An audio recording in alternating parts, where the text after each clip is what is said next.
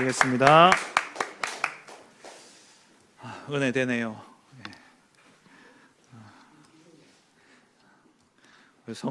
이게 성전 안에 꽉 찬 느낌이 이렇게 드는 것 같습니다.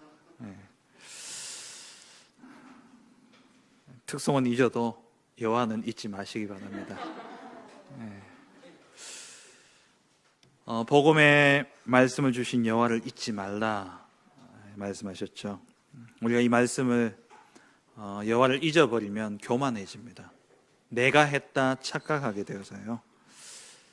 그리고 내가 할 수 없다 생각되어질 때는 다른 신을, 우상을 따라갈 수밖에 없는 것이죠. 애굽의 종되었던 곳에서 건져내신 여호와, 우리에게 말씀을 주신 그 여호와를 잊지 마시고 구원의 비밀과 또 하나님 인도하신 그 비밀들을 누림으로 말미암아 우리의 삶에 말씀과 또 하나님이 함께 하시는 그 기쁨이 넘치는 복된 한 주간 되시기를 주의 이름으로 축원합니다. 오늘 주신 본문을 가지고 하나님이 필요로 하실 때 쓰임받은 아나니아라는 제목으로 함께 말씀의 은혜를 나누기를 원합니다. 계속해서 주일 2부 말씀은 사도행전을 강해하고 있습니다. 우리가 말씀을 그냥 듣지 마시고 또 그냥 은혜로 내가 은혜 된다 여기서 그치는 것이 아니라 한 주간의 삶 속에서 말씀이 성취되어지도록 정말 기도하시기 바랍니다. 성경을 지식적으로 아는 것으로 그치지 말고 말씀의 성취를 체험하고 누리고 그 일의 증인이 되어야 됩니다. 특별히 이 사도행전은 성령행전이라고 불려지죠. 그 말은 성령께서 행하신 일들을 증거로 남긴 겁니다. 그리고 지금도 계속되고 있는 겁니다. 다른 성경은 끝맺음이 있어요. 근데 사도행전은 끝맺음이 없습니다. 왜냐하면 성령의 역사는 지금도 계속되어지고 있기 때문에 이 글을 읽는, 이 성경을 읽는 모든 사람들에게 동일하게 이 성령의 역사는 지금 이 순간 계속되고 있기 때문에 끝맺음이 없습니다.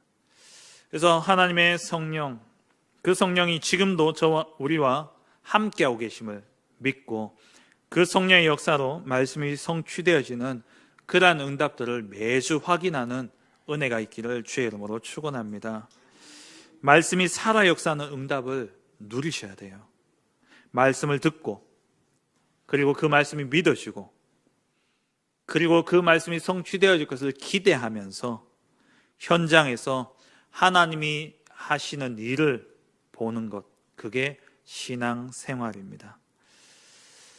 정말 이러한 축복이 저와 여러분들이 있기를 간절히 원합니다.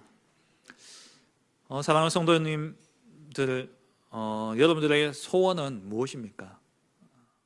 여러분 간절히 바라는 것은 무엇입니까? 인생의 참된 성공은 또한 무엇이라고 생각되십니까? 단 한 번 사는 인생, 우리가 한 번 사는 그 인생, 오늘 일부 예배 성가대 찬양처럼 그리스도의 제자로 사는 것, 그게 우리의 기쁨이고 그게 우리의 참된 성공이 아니겠습니까? 그 말은 하나님의 자녀로서 또 하나님의 종으로서 소원이 있다면 하나님이 필요로 하시는 그 일에, 그 자리에 내가 서 있고 그 일에 쓰임 받는 것이 우리의 소원인 줄 믿습니다. 오늘 불렀던 찬송 450장 찬양처럼 내 평생 소원 이것뿐 주의 일 하다가 이 세상 이별하는 날 주 앞에 가리라. 내 평생 소원 이것뿐 주의 일 하다가 주님 부르시는 그날 그 자리에 주 앞에 서는 것, 그게 우리의 기쁨이고 그 인생을 돌아볼 때 우리의 인생이 참 성공했다라고 고백되어 줄 수 있는 그러한 인생인 것이죠.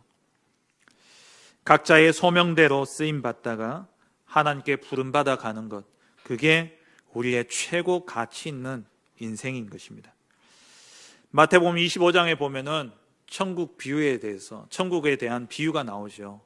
그 가운데 14절부터 30절에 보면은 달란트 비유가 나옵니다.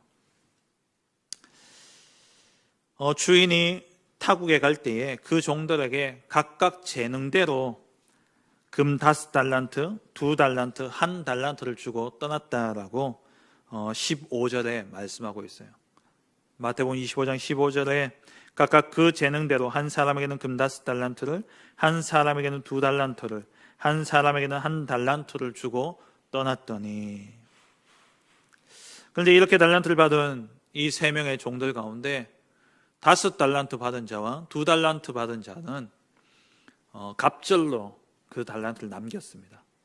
그런데 이 1달란트 받은 자는 그것을 땅에 묻어놓고 썩혀둔 것이죠. 나중에 주인이 돌아와서 이 5달란트와 2달란트 남긴 종을 이 주인이 돌아와서 칭찬합니다. 우리가 생각할 때는 5달란트 남긴 사람이 2달란트 남긴 사람보다 더 많은 일을 했고 더 많은 가치를 남겼기 때문에 더 큰 칭찬을 받아야 될 거라 생각되어 줄 수 있잖아요.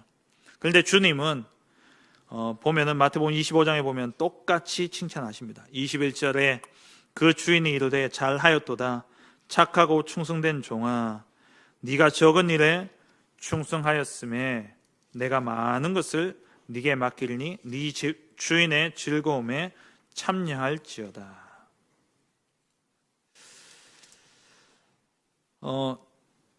이 5달란트 남긴 종에게 이렇게 칭찬하시고 그 이후에 2달란트 남긴 종에게도 23절에 보면 똑같은 말로 한 단어도 안 틀려요. 똑같이 이야기하십니다. 그 주인이 이르되 잘하였도다 착하고 충성된 종아 네가 적은 일에 충성하였으면 내가 많은 것을 네게 맡기리니 네 주인의 즐거움에 참여할지어다. 각각 재능대로 맡겨진 일을 감당하며 하나님께 쓰임 받는 자, 그 사람이 축복된 인생이에요. 그래서 지난주 말씀드린 것처럼 우리가 예수 그리스도로 말미암아 변화되어진 인생이 되는데 그 변화되어진 인생이 모두 다 5달란트 남기는 인생으로 다 바뀌어지는 것이 아니라 하나님이 내게 주신 것을 찾고 하나님 내게 맡기신 것에 대한 가치를 발견하고 그것을 이루는 삶으로 변화되어지는 것이죠. 우리는 많은 일을 하고 싶어 합니다. 그런데 많은 일을 할 게 아니라 하나님이 맡기신 일을 하는 것입니다. 오늘 본문에 보면은 아나니아가 하나님께 쓰임 받았죠. 그런데 이 아나니아는 성경 어디를 둘러봐도 오늘 이 본문에 밖에 안 나옵니다.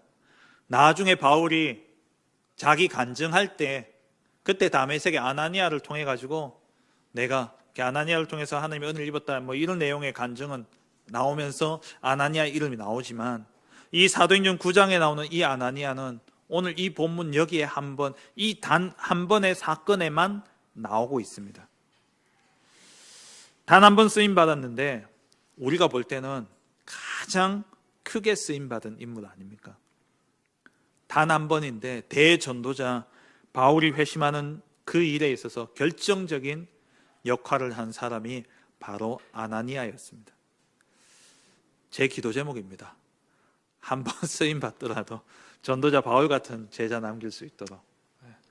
저는 뭐 늘 쓰임 받는 거는 제가 게을러 가지고 별로 싫고 한 번 쓰임 받는데 대전도자 바울 남기고 싶은 그런 마음이 있어요. 정말 이 아나니아 한 번입니다. 한 번. 그 한 번인데 하나님께는 가장 가치 있는 일을 한 사람이에요. 사도행전 9장 10절에 그때에 다메섹에 아나니아라 하는 제자가 있더니 주께서 환상 중에 불러 이르시되 아나니아야 하시거늘 대답하되 주여 내가 여기 있나이다 하니 주께서 이르시되 일어나 직가라 하는 거리로 가서 유다의 집에서 다소 사람 사울이라 하는 사람을 찾으라 그가 기도하는 중이니라. 아나니아가 쓰임받은 내용이죠. 쓰임받은 장면을 잘 말씀하고 있습니다. 오늘 이 본문에 보면은 4가지가 나옵니다. 중요한 4가지가. 아나니아가 하나님께 쓰임받게 되어진 그 일에 있어서 4가지가 나오는데요. 첫째는 뭐냐? 하나님의 시간표입니다. 그때에. 그리고 하나님이 필요로 하는 그 장소에 아나니아가 있었던 겁니다. 다메섹에. 그리고 아나니아라는 제자가 있더니, 제자, 하나님의 사람, 제자가 거기에 있었던 것이죠. 그가 뭘 했냐? 하나님의 일을 한 겁니다. 하나님이 필요로 하실 때에 누가 쓰임받냐? 하나님이 원하시는 시간표에, 하나님이 원하시는 그곳에, 하나님이 원하시는 그 사람으로 서 있을 때에 하나님이 원하시는 그 일을 하게 되는 것이죠. 아나니아는 이런 하나님의 절대 계획 속에서 쓰임받은 제자였습니다. 정말 이 아나니아와 같이 쓰임받는 그러한 은혜가 저와 여러분들에게 있어지기를 주의 이름으로 축원합니다. 첫 번째입니다. 하나님이 필요로 하실 때에 쓰임받은 사람들입니다. 하나님이 필요로 하실 때에 쓰임받은 사람들. 하나님이 필요로 하실 때에 어떤 한 사건을 보게 되면, 또 한 시대를 보면은요, 악역과 또 뭡니까? 주연이라 그래야 됩니까? 네, 주인공이 있어요. 그러니까 하나님이 필요로 하실 때에 좋게 쓰임 받은 사람과 악하게 쓰임 받는 사람이 꼭 있습니다. 이걸 영화에 요즘에 빌런이라고 이야기를 하죠. 영어로 빌런. 성경에도 보면은 그날 그때에, 하나님 필요로 하시는 그날 그때에 악하게 쓰임 받은 그러한 사람들이 나옵니다. 요셉의 형들, 요셉을 미워하고 요셉을 시기하고 요셉을 질투해서 그 요셉을 죽이려 하다가 애굽으로 팔아버리죠. 근데 그게 하나님의 계획이라는 거예요. 오늘 목사님 설교 중에도 말씀하셨고, 지난 필리핀 우리 렘넌트 대회 주제 말씀처럼 실패는 하나님의 뜻이, 응답이 있고, 실패 속에 또 성공에는 하나님의 계획이 있다 말씀하죠. 그러니까 하나님의 뜻이 있다. 요셉의 모든 일생 전체에 하나님의 계획을 가지고 계시는데, 거기에서 하나님이 쓰시긴 쓰시는데 악한 역할로 쓰임받은 사람이 있고 선한 역할로 쓰임받은 사람이 있다는 겁니다. 그 시대에 또 누가 있습니까? 보디발의 아내. 이 보디발의 아내가 없었으면 어쩔 뻔했습니까? 요셉이 평생 보디발 집에서 가정 총무하다가 끝나는 거예요. 애굽 복음하러 갔는데, 하나님이 애굽 복음화 시키려고 애굽에 집어넣었는데, 그리고 이 아브라함 그 가문을 하나님이 한 민족을 이루게 하려고 애굽에다 집어넣었는데 보디발 집에 노예로 있다? 어떡합니까? 그래서 하나님이 보디발 아내를 쓰신 거예요. 보디발 아내가 꼭 필요합니다. 근데 그게 굳이 내가 될 필요는 없지 않습니까? 굳이 내가 그 역할을 할 필요가 없잖아요. 축복의 자리에서, 멸망의 길에서는 어리석은 자가 되지 않기를 주의 이름으로 축원합니다. 그러니까 이 요셉을 노예에서 건져내는 도구로 보디발 아내가 쓰임 받았죠. 그리고 모세 시대에 보면은 바로 왕이 있습니다. 이 바로 왕이 하나님이 10가지 재앙을 내리시는데, 그 가운데 이 바로 왕이 계속 마음이 완악해졌어요. 근데 성경에 보니까 그 마음도 하나님이 그렇게 하셨다라고 되어 있어요. 하나님이 쓰시는데 굳이 완악해가지고 이스라엘 민족을 박해하고 핍박하는 그 자리에 설 이유는 없는 것이죠. 출애굽기 14장 4절에 보니까 내가 바로의 마음을 완악하게 한즉 바로가 그들의 뒤를 따르리니 내가 그와 그의 온 군대로 말미암아 영광을 얻어 애굽 사람이 나를 여호와인 줄 알게 하리라 하시매 무리가 그대로 행하니라. 그러니까 하나님의 계획은 뭐냐? 하나님이 영광 받으시는 거예요. 하나님의 영광을 온 세상에 드러내는 것이 하나님이 가지고 계신 계획이신데, 그 계획을 이루기 위해서는 이 악한 역할을 누군가는 해야 되는 겁니다. 거기에 바로가 쓰임받은 것이죠. 출애굽기 14장 17절 18절 말씀에 또 나옵니다. 내가 애굽 사람들의 마음을 완악하게 할 것인즉 그들이 그 뒤를 따라 들어갈 것이라. 내가 바로와 그의 모든 군대와 그의 병거와 마병으로 말미암아 영광을 얻으리니 내가 바로와 그의 병거와 마병으로 말미암아 영광을 얻을 때야 애굽 사람들이 나를 여호와인 줄 알리라 하시더니, 애굽 사람들이 하나님을 여호와로, 알도록 하나님이 그 계획을 가지고 계셨던 거예요. 근데 그 계획을 이룸에 있어서 꼭 필요한 역할이 누구냐? 바로의 역할이에요. 그 역할을 굳이 우리가 할 필요는 없다라는 거죠. 모세도 있는데 왜 우리가 바로의 역할을 해야 되겠습니까? 바벨론 시대에 보면은 바벨론 시대의 왕과 또 그 신하들 똑같았죠. 다니엘과 세 친구를 모함하고 그렇게 해서 이들을 죽이려고까지 그렇게 했죠. 근데 그 죽이려고 꾸몄던 그 사건이 오히려 바벨론 전역에 또 페르시아 전역에 하나님의 살아계심을 나타내는 중요한 도구가 되어졌던 겁니다. 다니엘서 3장에 느부갓네살 왕이 두라 평지에다가 자기 신상을 만들어 놓고 거기에 절하라 했죠. 절하지 않으면 불무불에 집어넣겠다 이야기했습니다. 그때 이 세 친구가 절하지 않았어요. 그때 그 모습을 딱 보고 왕이 설마 뭐 딱 봤겠어요? 그걸 딱 그 기회를 놓치지 않고 노려보던 그 악한 신하들이 있었을 거 아닙니까? 그들이 왕에게 고한 거죠. 그 왕이 이제 그들을 저 불에다가 집어넣어라 이야기한 겁니다. 근데 이 사건은 어떤 일이 일어났냐? 다니엘서 3장 28절에 느부갓네살이 말하여 이르되 사드락과 메삭과 아벳느고의 하나님을 찬송할지로다. 그가 그의 천사를 보내사 자기를 의뢰하고 그들의 몸을 바쳐 왕의 명령을 거역하고 그 하나님 밖에 다른 신을 섬기지 아니하며 그에게 절하지 아니한 종들을 구원하셨도다. 누가 고백합니까? 느부갓네살 왕이 온 백성 앞에서 이렇게 고백한 거예요. 그들이 섬기는 그 하나님이 이들을 구원하셨도다. 다니엘서 6장에 다리오 왕 때에 또 이 약한 신하들이 다니엘을 모함하려고 그렇게 계획을 짜고 일을 벌였지만 다니엘이 사자굴 속에 들어갔다가 걸어 나왔잖아요. 그 이후에 이 다리오 왕이 다니엘서 6장 26절 27절에 이렇게 말합니다.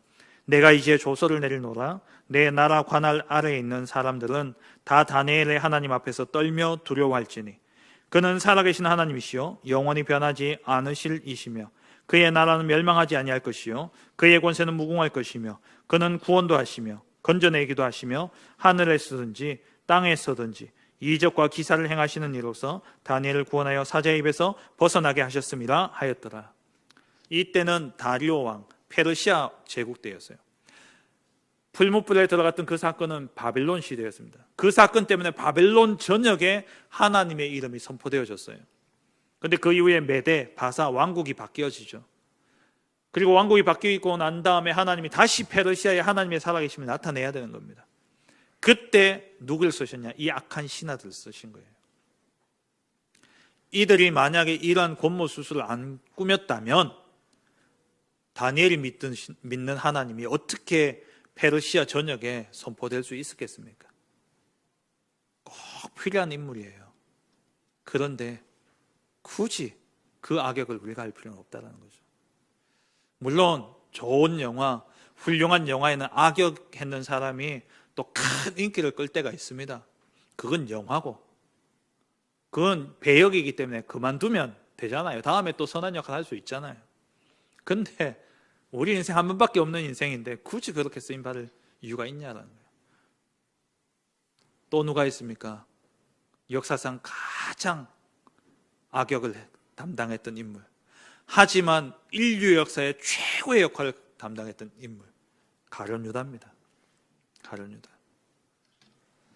이 가룟 유다가 없었으면 예수님이 그리스도가 될 수가 없었어요. 가룟 유다가 예수님을 팔아줬기 때문에 예수님 십자가에 못 박히실 수 있었고, 십자가에 못 박히심으로 우리의 모든 죄의 문제를 해결하시고 죽음을 이기고 부활하셔서 사단의 권세를 이기고 하나님 만나는 길이 되어주셨습니다. 참 그리스도가 되신 것이죠. 근데 그 역할을 가룟 유다가 했어요. 그 사람 결국 자살에 이르게 되어지고, 하나님이 필요로 하실 때 쓰임받는 인물이 있습니다. 두 종류예요. 악역을 감당하는 사람이 있고 진짜 주인공을 담당하는 사람이 있습니다. 하나님의 일에 선하게 쓰임받은 사람들 누가 있습니까? 7 렘넌트가 다 그랬죠. 그 시대에 이 요셉, 모세, 또 사무엘, 다윗, 엘리야, 엘리사. 엘리야, 엘리사 시대에는 아합 왕 악역을 감당했지 않습니까? 그리고 이사야 시대에 므낫세. 이 므낫세 때문에 이 므낫세 때에 이사야가 전승에 보면은 톱으로 목이 잘려서 죽었다 그랬어요. 이 므낫세가 누구 아들입니까? 히스기야 왕 아들이에요.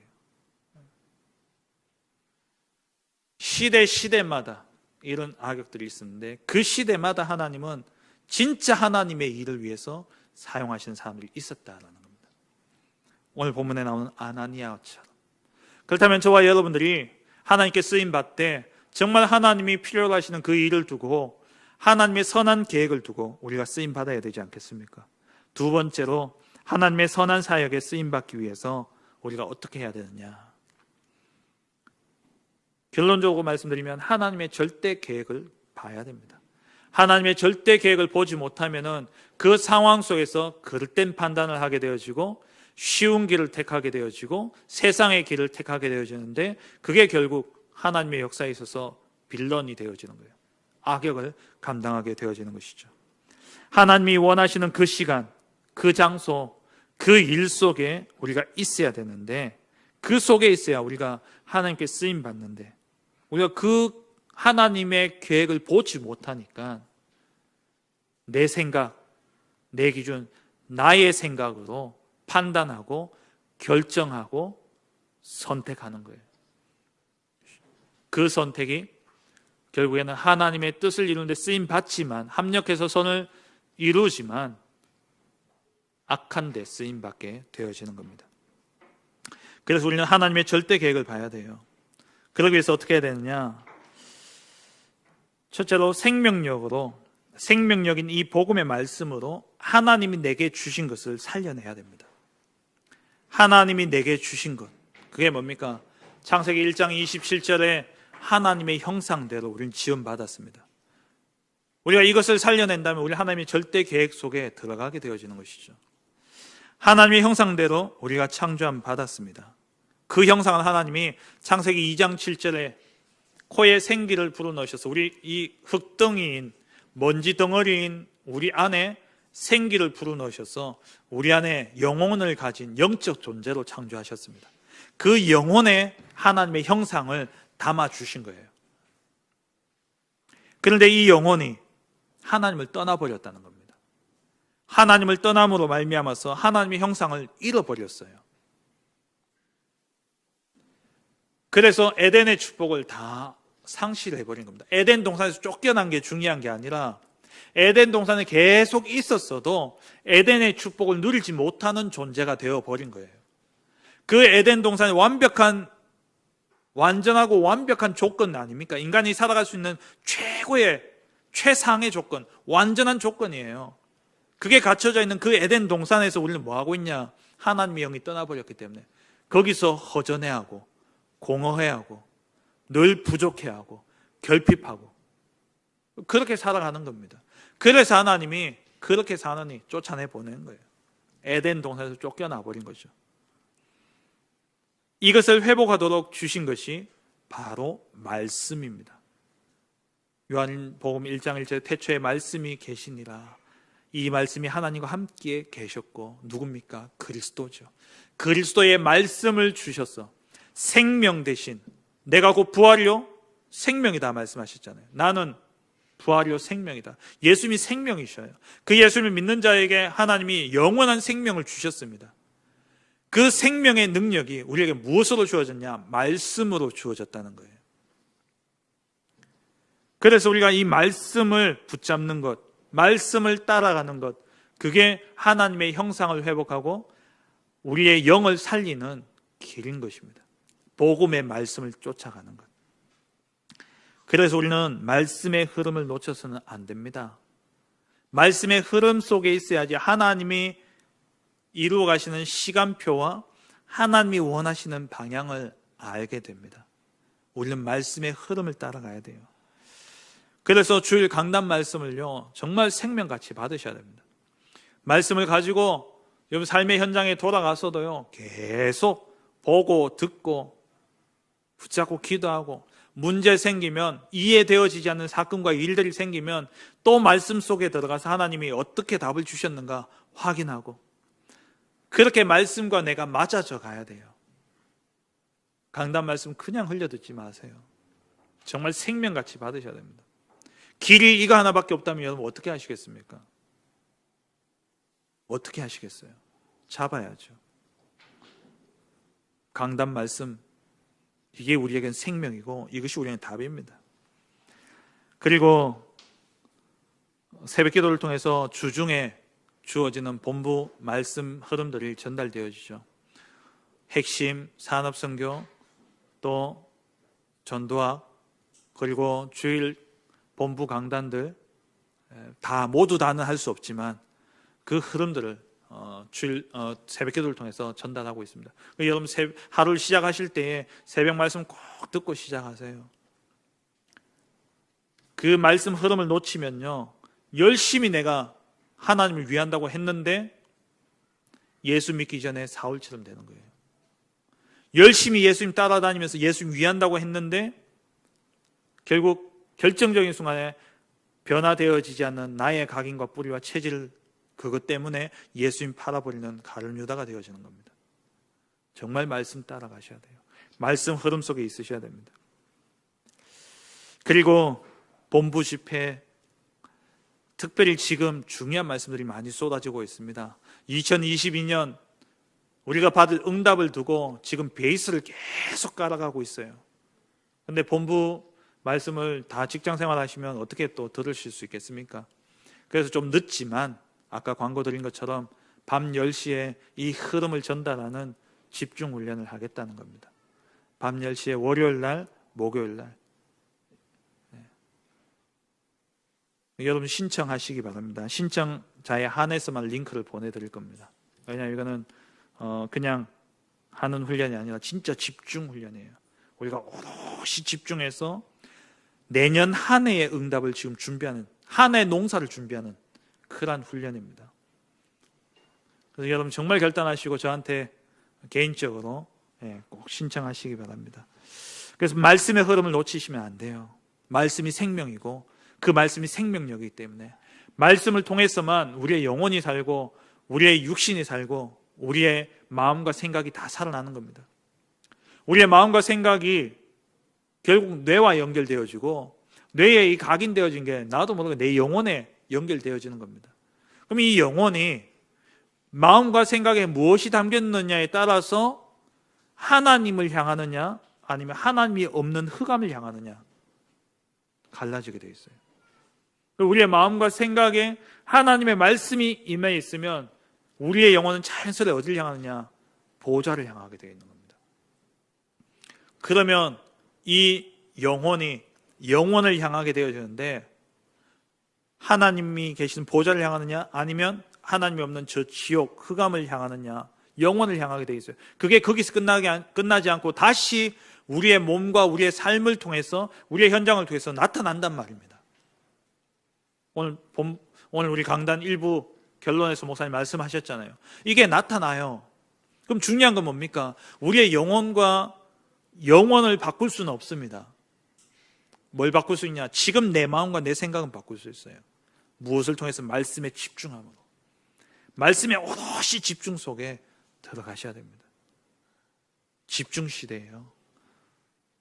제한된 집중을 하셔야 됩니다. 진짜 가치 있는 것을 보고 거기에 집중하셔야 돼요. 지금은요, 우리의 집중력을 빼앗는 게 너무 많습니다. 가장 큰 게 스마트폰이에요. 휴대폰. 말씀 들으려고 유튜브 들어갔다가 첫 화면부터 이상한 알고리즘에 의해서 겨울이 다가오니까 옷을 하나 사야 되겠다 싶어서 바지 하나 찾아봤는데 거기에 관련되어진 영상들이 계속 뜨고, 또 요즘 또 대통령 또 후보들을 각 정당에서 이제 뽑는다고 그러니까 궁금해서 하나 봤는데 그 다음부터 계속 그게 뜨는 거예요. 말씀 들으려고 들어갔는데 첫 화면부터 다른 데 빠지는 거예요. 그걸 걸러내는 게 제한된 집중입니다. 나를 제한시키는 거예요. 어디에? 말씀에 제한시켜서 집중하는 거예요. 그게 제한된 집중이에요. 말씀의 흐름 속에 들어가야 됩니다. 그러면 이렇게 하면 우리가 우리의 영이 살아나잖아요. 말씀에 집중하면 우리의 영이 살아납니다. 그럼 이 살아난 영은 또 어떻게 해야 됩니까? 보좌를 향해야 돼요. 살아난 우리의 영은 보좌를 향해야 됩니다. 오늘 우리 박 집사님 기도하셨던 것처럼 이 살아난 영은 하나님을 향해야 되고 하늘 보좌를 향해야 돼요. 그게 24시 기도입니다. 남은 자의 기도, 순례자의 기도, 정복자의 기도, 뭐 단어 어려운데 한마디로 뭐냐? 24시 기도 속에 들어가야 된다는 겁니다. 24 기도를 모르면요, 기도 안 됩니다. 이 24 기도를 모르면요, 기도 모르는 거예요. 우리가 이거 모를 때는요, 기도원에 가서 기도하는 줄 알았잖아요. 밤을 새야지만 기도하는 줄 알았잖아요. 24시 기도 속에 들어가는 겁니다. 그래서 유 목사님 계속해서 말씀하시죠. 지난 주에는 그 태영아 부모 메시지 때 하시면서 또 본인이 하신 아침, 낮, 저녁 기도 이야기하셨고, 어제 핵심에서 또 3가지 기도 이야기하시면서 또 말씀하셨죠. 3가지 기도, 아침에, 또 낮에, 밤에. 유 목사님 아침에 일어나시면은 그냥 활동하시면서 호흡과 함께 묵상하며 하루를 시작하신다 이야기하셨죠. 근데 사실 우리는 아침에 일어나서, 유 목사님은 말씀이 늘 속에 있으니까 바로 말씀 묵상으로 들어갈 수 있지만, 우리는 일어나면 일단은 힘들게 일어나서 겨우 이제 움직이기 시작하잖아요. 그래서 저녁에 주무시기 전에 다음날 기도 수첩 말씀을 한번 읽고 그리고 주무셔요. 그리고 강단 말씀도 한번 읽으시고. 그러니까 시작을 저녁부터 시작하셔야 돼요. 우리는 아침 기도부터, 유 목사님 아침, 낮, 저녁 이야기 하시는데 시작은 저녁 기도부터 시작을 하셔야 돼요. 저녁에 하루를 쭉 정리하고 마무리하시고 내일을 두고 기도 수첩과 강단 말씀을 가지고 쭉 답을 얻으시잖아요. 그러면 내가 내일 아침에 딱 붙잡을 하나의 말씀을 딱 정리해 놓고 그것 생각하시면서 주무시는 겁니다. 그리고 아침에 딱 일어나면 그 말씀 생각하시면서 준비하시면 돼요. 그 말씀을 계속 생각하시면서 세수하시고 입 닦으시고 밥 먹으시고, 그러면서 이렇게 하실 수 있으면 호흡과 함께 천천히 들이쉬고 천천히 내쉬면서 그렇게 하루를 시작하시면 됩니다. 그럼 낮에는 어떻게 합니까? 낮에는 보고 듣고 느끼는 모든 것이 하나님 내게 주신 답이다 생각하시면 돼요. 저 인간이 나를 열받게 하는구나 생각하지 마시고, 저 사람이 또 내가 놓치고 있던, 또 내가 몰랐던 것에 답을 주는구나. 누가 나한테 싫은 소리를 했다? 저 말이 내게는 또 답이 되어진 거예요. 내가 몰랐던 부분이구나. 내가 놓쳤던 부분이구나. 모든 것 속에서 답을 찾아내는 것.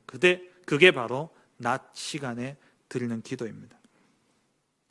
밤에서부터 시작하시는 거예요. 밤에 깊은 기도 속에 하루 말씀을 정리하고 묵상하고, 그리고 내일 아침 내가 묵상해야 될 말씀을 딱 정리하고 시작하세요. 아침에 딱 일어나면 그냥 그것만 한번 딱 펴서 읽고 그 다음 시작하시면 전날 묵상했던 게 그 짧은 몇 마디 통해서 다 생각난단 말이에요. 그걸 계속 생각하면서 씻고 정리하고 시작하시면 돼요. 그리고 그거 생각하면서 또 현장에 가면은 일어난 사건과 일들과 보고 듣는 모든 것들이 내게는 하나님이 주신 응답으로 보여지는 겁니다. 그게 24 기도예요. 우리의 영이 늘 하늘 보좌를 향해야 되는 것이죠. 근데 이렇게 하다 보면은 또 안 하던 것을 하기 때문에 지치고 힘들 수 있습니다. 그래서 운동과 호흡 같이 하셔야 돼요. 영역은 체력이 뒷받침돼야 됩니다. 체력이 뒷받침되어져야 돼요. 원로 목사님 그런 말씀 하시더라고요. 너무 아프니까 몸이 너무 힘이 없고 그러니까요 짜증만 계속 나더라고요. 원로 목사님 그렇게 이야기하시네요. 본인이 너무 아파가지고 진짜 죽느냐 사느냐 그러실 때예요. 체력이 뒷받침돼야 됩니다. 그래서 유목사 계속해서 운동과 호흡 이야기하시는 거예요. 호흡과 운동을 통해서 우리가 내 몸을 지켜야 돼요. 제가 아직도 젊은데 이런 말씀드려서 죄송합니다만은, 제가 20대, 30대 때는 안 먹어도 충분히 활동하고 해도 제 기력이 이렇게 다 빠져나간다는 느낌이 없었거든요. 근데 이제는 한 끼를 굶으니까 머리부터 시작해 휙 돌면서 온 기력이 빠지는, 그러니까 무슨 느낌이 드냐면 그 방전된 느낌이요. 내 몸이 완전히 방전되는 거예요. 그래서 저는 원래 끼니를 잘 안 챙겨 먹던 체질이었는데 이제는 혼자서라도 밥을 챙겨 먹어요. 안 먹으니까 내가 방전되어 버려요. 방전되니까 저희 애들, 저희 집사람, 제가 뭐 성도님들한테 짜증 내겠습니까? 제 앞만 굶어도 여러분들한테는요 웃고 인자한 모습이지만 집에 가서 이제 애들 다 죽는 거죠. 뭐 평소에 잘하다가도 그날만 안 해놨는 그거 가지고 이제 생트집 잡고, 이게 짜증이에요. 짜증이 못 견디는. 왜 그러냐? 다 방전되고. 방전되기 전에 충전하셔야 돼요. 밥도 그렇고요, 운동도 그렇고요, 호흡도 그렇습니다. 질병 딱 오고 호흡하려고 하면요 숨 가빠서 못합니다. 평상시에 호흡도 길게 천천히 하시면서 여러분 체력을 유지하셔야 돼요. 그래야 영역도 따라오게 되겠습니다. 네. 영역이 먼저냐 체력이 먼저냐, 물론 영혼이 잘 돼야 육신이 잘 되는데, 영혼이 잘 되려면 육신에 힘이 있어야 된다니까요. 끼니 잘 드시기 바랍니다. 그게 하나님께 영광 돌리는 거예요. 그래서 성경에 말씀하잖아요. 고린도전서 10장 30절이죠. 무엇을 먹든지 마시든지 다 하나님의 영광을 위해서 해라. 우리가 잘 먹는 게 하나님께 영광입니다. 빈말이 아니에요. 농담 아닙니다. 진짜예요. 배고프면 하나님 영광 가려진다니까요. 이때 이렇게 되어지면 그 보좌의 축복이 시공간을 초월해서 내가에 있는 모든 현장에 전달되어집니다. 그게 237 나라의 빛이죠. 그러면 이제 현장에서 뭐가 보이느냐? 영안이 열려져요. 보이기 시작합니다. 뭐가 보이느냐? 하나님의 그 전무후무한 절대 계획이 보여지기 시작하는 거예요. 왜? 내 영이 보좌를 향하니까. 그 보좌의 축복이 내게 임하니까 우리의 영안이 열려지는데, 하나님의 그 전무후무한, 나를 향한 전무후무한 하나님의 절대 계획이 보여지니까, 그 계획 속에 들어가니까 하나님께 쓰임 받을 수밖에 없는 것이죠. 전무후무라는 것은 뭔가 특별한 것을 이야기하는 게 아니라 꼭 해야 될 일을 하는 것을 이야기합니다. 이번에 율목사님 그렇게 말씀하셨어요. 전무후무는 특별한 일을 해내는 것이 아니라 꼭 해야 될 일을 하는 것이 전무후무한 응답이다 라고 이야기하셨어요. 하나님의 절대 계획을 보니까, 안 하면 안 되는 절대 계획을 보니까 그 일에 나를 드리고 그 일에 내 인생을 바쳐서 쓰임 받는데, 그게 하나님 앞에서는 꼭 필요한 일을 하게 되어지는 아나니아와 같은 이러한 응답을 누리게 되어지는 것이죠. 말씀을 맺겠습니다. 10절 말씀에 하나님이 우리 주님이 아나니아를 부르시죠. 아나니아야 하시거늘. 저는 이 말씀을 처음에는 그냥 읽었는데 읽으면 읽을수록 신기한 게, 누구하고 오버랩 되냐면 사무엘하고. 사무엘아 사무엘아 하는데, 사무엘은 엘리가 부르는 줄 알고 쫓아갔단 말이죠. 3번이나. 근데 그 당시에 뭐라고 되어 있습니까? 사무엘상 3장 1절에 여호와의 말씀이 희귀하여 이상이 흔히 보이지 않던 시대였다. 그 말은 사무엘조차도, 엘리 제사장이 그 축복을 못 누리니까 사무엘조차도 그 비밀을 몰랐다는 거죠. 하나님이 자기를 부르실 줄은 꿈에도 몰랐던 거예요. 근데 오늘 이 말씀은 부르자마자 대답해요. 주여 내가 여기 있나이다. 아, 이 아나니아는 정말 그 영이 하늘 보좌와 통해 있었구나. 정말 하나님과 그 영이 통했던 사람이었구나. 그리고 바울을 만났는데 이 바울에게 하나님의 말씀을 전달하고 팀 사역을 얼마나 잘했던지 간에, 얼마나 잘했던지 이 바울이 그 즉시로 나가서 복음 전했어요. 바로 전도자, 제자가 됐단 말이죠.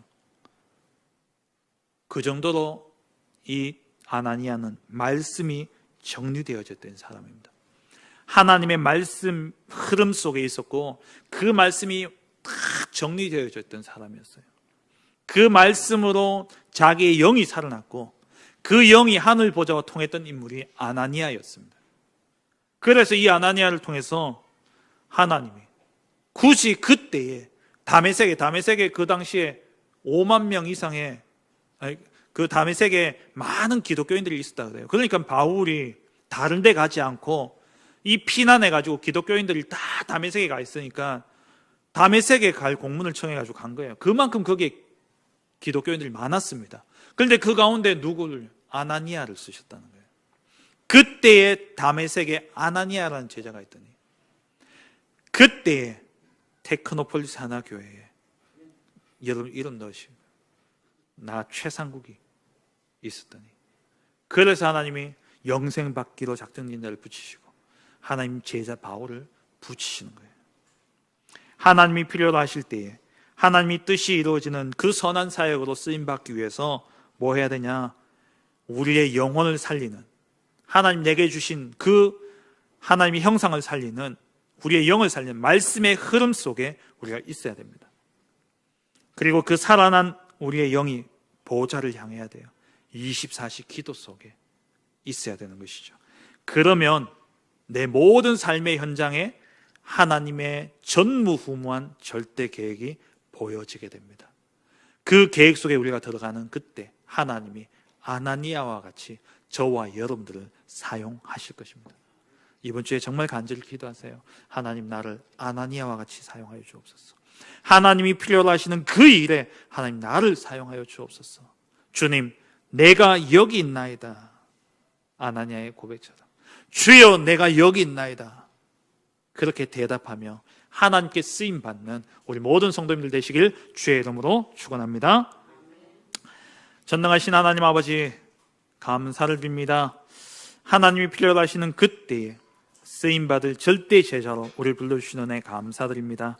하나님 우리의 잃어버린 하나님의 형상을 회복하기 위하여 생명력 되신 말씀의 흐름 속에 말씀의 집중 속에 들어가게 하시고 그렇게 회복되어진 우리의 영이 하늘 보좌를 향하게 하시며 그 하늘 보좌와 통하게 되어질 때에 시공간을 초월하여 하나님이 역사하시는 그 역사 속에 하나님의 절대 계획을 보고 그 속에 들어가 하나님이 필요로 하시는 그때에 쓰임받은 아나니아와 같이 쓰임받는 우리 모든 성도님들 되게 하여 주옵소서. 예수 그리스도의 이름으로 기도합니다. 아멘. 323장입니다. 323장.